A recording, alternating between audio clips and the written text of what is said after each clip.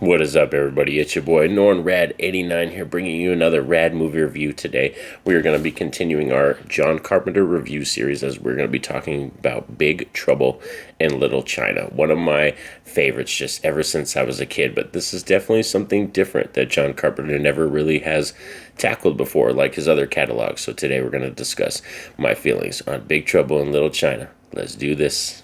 Roll it.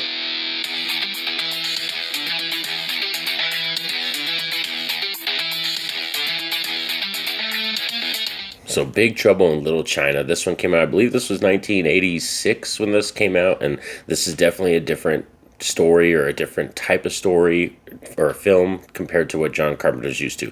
Normally before this film he was just doing horror movies, and this is more of a fantasy film, a comedy, and it's also a martial arts type film. You know, it takes homages from those Hong Kong cinema movies, so definitely very different. The score is really good though too. You know, John Carpenter, every time he comes to a movie, he's usually going to bring a very unique score. There's a very whimsical, dark score to this movie that I really love. So Big Trouble in Little China, that's why it kind of sticks out amongst his catalog, is because it is so different and it is very unique. Even though he's teamed up with Kurt Russell before, like Escape from New York or John Carpenter's The Thing, they're really nothing like this film at all. Some other stuff that is so fun about this film is Kurt Russell as Jack Burton. I think is such a fun protagonist. The best way to kind of describe him is he's just like a lovable oaf, because he's not a protagonist that really gets stuff done or is like great at martial arts or knows how to use a weapon like all iconic.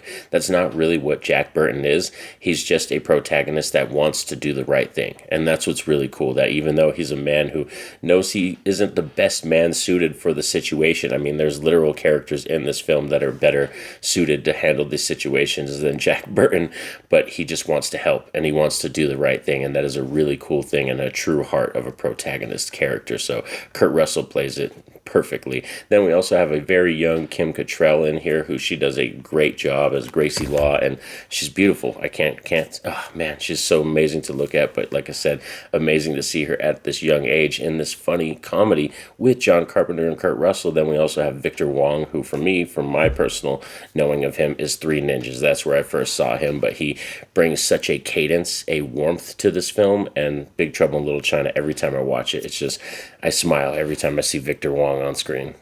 Another thing we got to talk about is our story, as Jack Burton is trying to help his friend find his girlfriend with her dragon green eyes, because Lo Pan, this ancient, demon, is trying to find a girl with dragon green eyes so that they could be together forever. But of course, Jack and them have to stop him and his three storms, which is really cool. The three storms are like these characters out of a Mortal Kombat film. So yeah, the antagonist characters are fun too, and the perfect kind of camp and silliness for this movie, where you take them seriously, and they are scenes where it's kind of fearful and they do these really badass stunts, but it is very comical and, like I said, campy, and I think Lo Pan, the actor, does an amazing job playing that character. Another thing with this film that I really love too is it doesn't quit. There really isn't a slow down mode, and even when they slow down to give you exposition, if I could speak, or story beat moments, with the fact that it's them usually sitting at a table in a Chinese restaurant listening to Victor Wong, you're just going to love it, because like I said, with his cadence and his warmth and the style he brings to his acting and telling the stories, you really believe it. And that's actually, this film starts off with him telling a story to another character, where Victor Wong's talking about this event that went down in this movie. So yeah, this is a film that whimsical nature around it, dark fantasy comedy, but also some really cool martial arts stuff, because me being a lover of Hong Kong cinema, I love Bruce Lee, Tony Jaa, we have Chow Yun Fat. You can tell John Carpenter took homage from a lot of Hong Kong cinema films and put it into this movie.